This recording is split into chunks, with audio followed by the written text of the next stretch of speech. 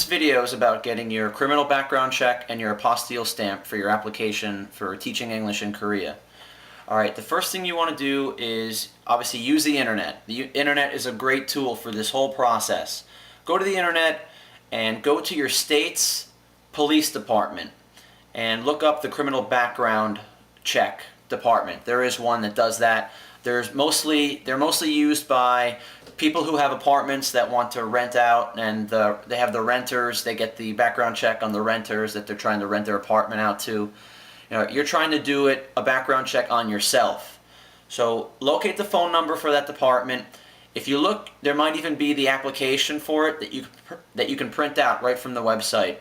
I would say print it out, look it over, call the number, talk to somebody on the phone just to make sure you're going about it the right way. You can ask them how long the turnaround time is, what it costs if the information's not there.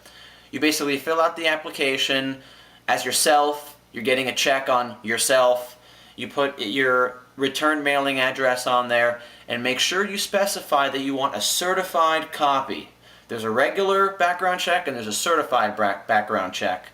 And what they do when they get it in the mail is they basically just look for your name in a database, and if it comes up with no record, comes up clean, they stamp it as such, and they basically mail it back to you.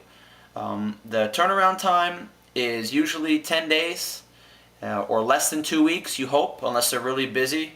The cost, I don't know, I did it in Florida and it was about $24 or $25. Just keep in mind, if you live in another state, if you want to call another state and have them do a background check on you, it will come up later with the Korean consulate if they see that your background check is from a different state than where you're living currently or where you're flying out to Korea from.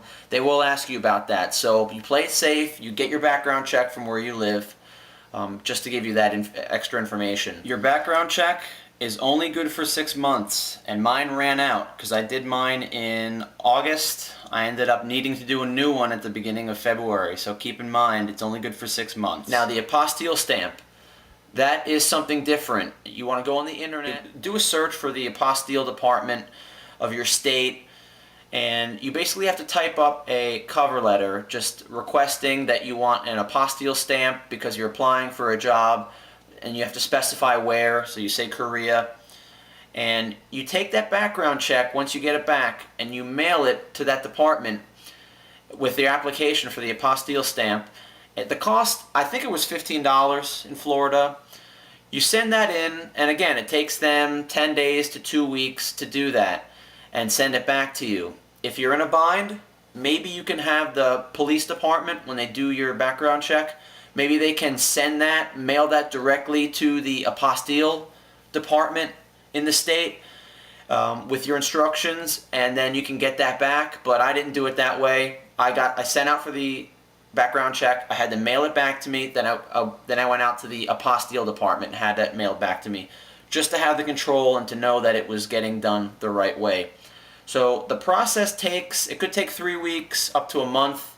You have to realize that going in. The cost combined is going to be around $40 to, I don't know, $80 maybe. And as long as everything comes up clean and you have no problems, that is something that you want to include in your package. You're going to need that for the Korean consulate, and you're just going to need that for the application process. So hope that helps.